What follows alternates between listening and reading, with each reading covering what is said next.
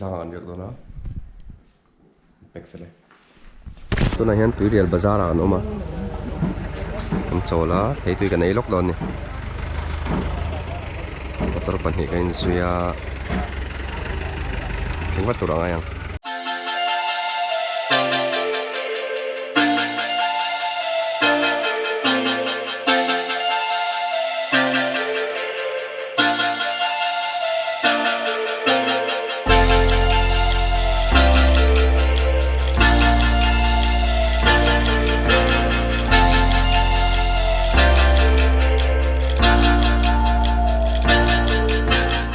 motor kan dah datang Chalfilh Tlang kan pandon saya con ăn lâu xe mà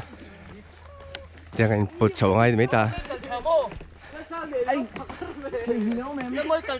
để xung đông tên ăn lom khóc mày chân chứ thì lâu ạ Chalfilh Tlang cần là con ăn xiêm mấy cái vàng motor Tlang chậu là phal lâu à cement với cả con khát xiêm mình tụi vàng khan motor Tlang chậu phal lâu à motor mình phun sầu thấy sao mà cắn motor đã trắng khan khan là rồi á trái khua anh ấy khá mình khá ở lại lạc khan nhá tiền có tấm Chalfilh Tlang cắn bắn sầu mét à đây trên pa bò bò ya hiện mình xia ba mình xoay á anh ấy headline là thọc anh nhá hay à ra rồi cắn thình thấy sao rồi nè cần lom nè nè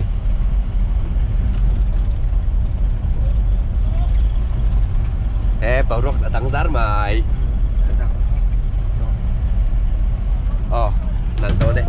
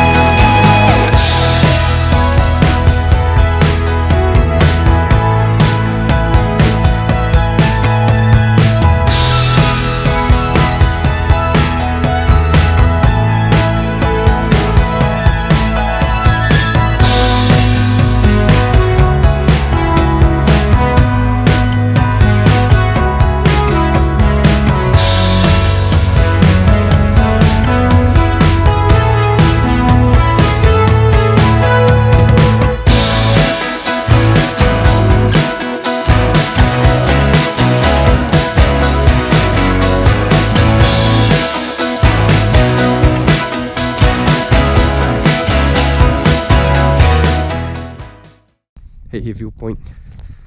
Junia dia kan kalanga rong nak lutuk kính cẩn thầy em văn môi vele muốn ôm tục hey Chalfilh Tlang ngay Junia viewpoint trăng khăn cần tiếng á hey bao bụi nè tiền ni hít là chế ba anh ni hiện mình chụp sân lẽ ngã cái ni cần riêng ngã cái rong cần bò lăng ngã chuan gì ngã arem chẳng chuan amaru hiện cần chụp khai về lại đón nè tiền tourist lodge lùi lon tóc ui khóc mày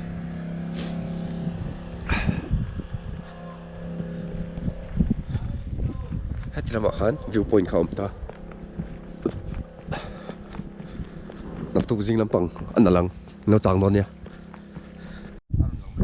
ok rồi thì ăn bắt tóc với cái đường sau đó bắt đầu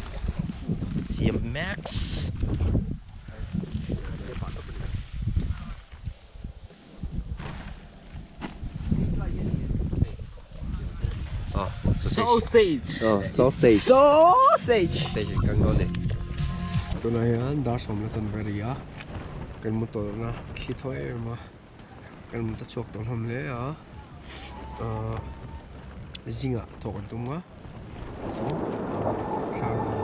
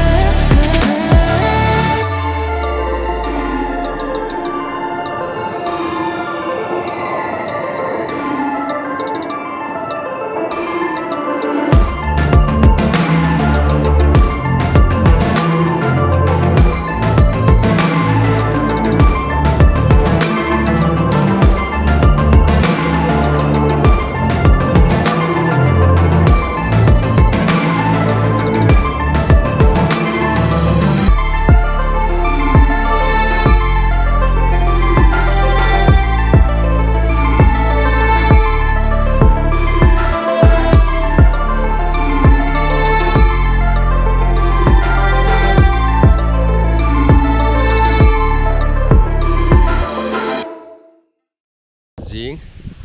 ni chuak kha Chalfilh Tlang nge chu nia hi kan rian alai kan ten ania thang lam mua ta so ko mo ai de be san so ta san Chalfilh Tlang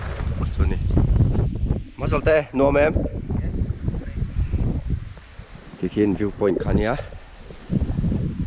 he trang hian Aizawl te kho sang mu top thea kalanga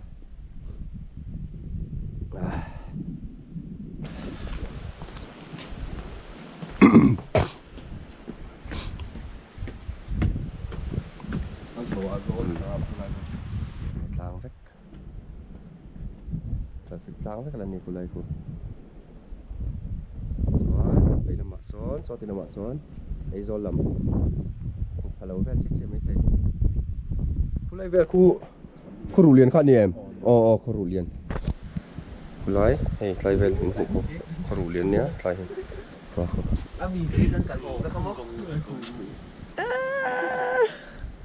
oi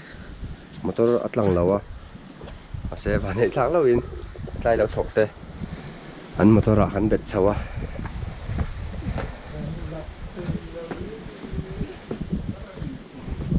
ka chawa ti point kan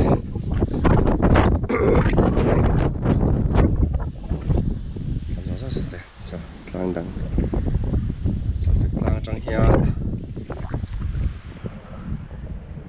có tiền năm hữu thế anh tự chịu nè anh đủ nó khóc mày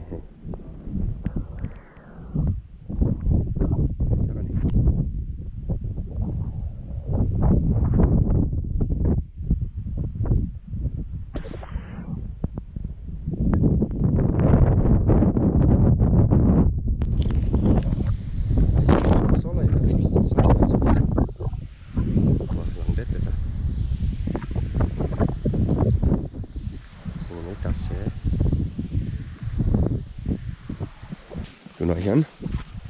mà rồi tiền này atlang thlang làm ăn cùng caldo na bắn làm mẹ cái này lát thủy nhẹ cốp mẹ tiếng chiên này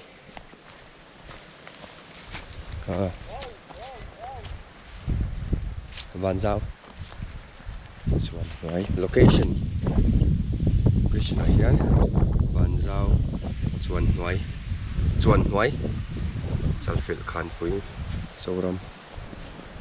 hey plantation này nè nó có tầng đàn lẻ ngay thôi đàn lẻ ngay thôi đàn chùa lẻ ngay thôi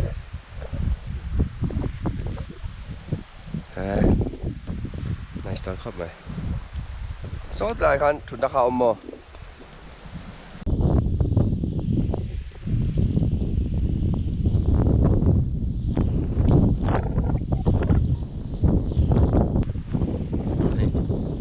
nên model một là hết làm bằng ạ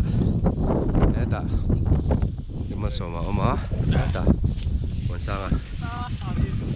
còn sang so model mega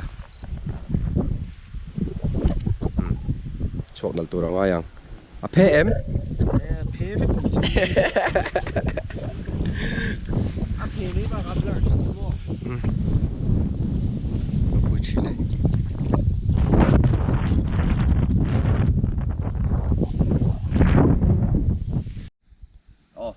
in muang in so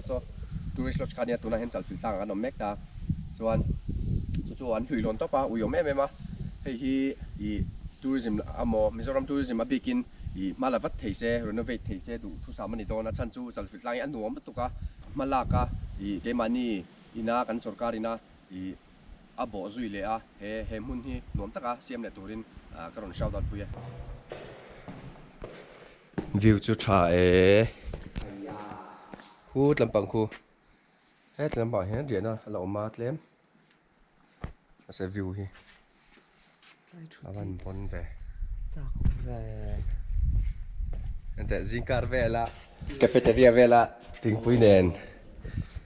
hey nuam phá đón cái chạc là tục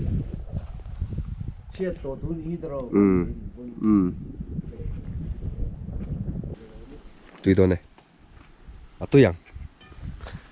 tôi tuổi ra nè 11:30 big mac à kan ti kan huma ne rong bo na ve kan in ti felanga ten harus beka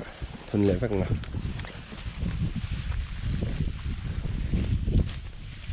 ti lama zel temple insan zel ten ma tôi này kan van này le à kan motor ken lama hey kan chuang le thei sa ba mong roi kan nga ve nia Chalfilh Tlang kan suah sunset van này tắc kan này tắc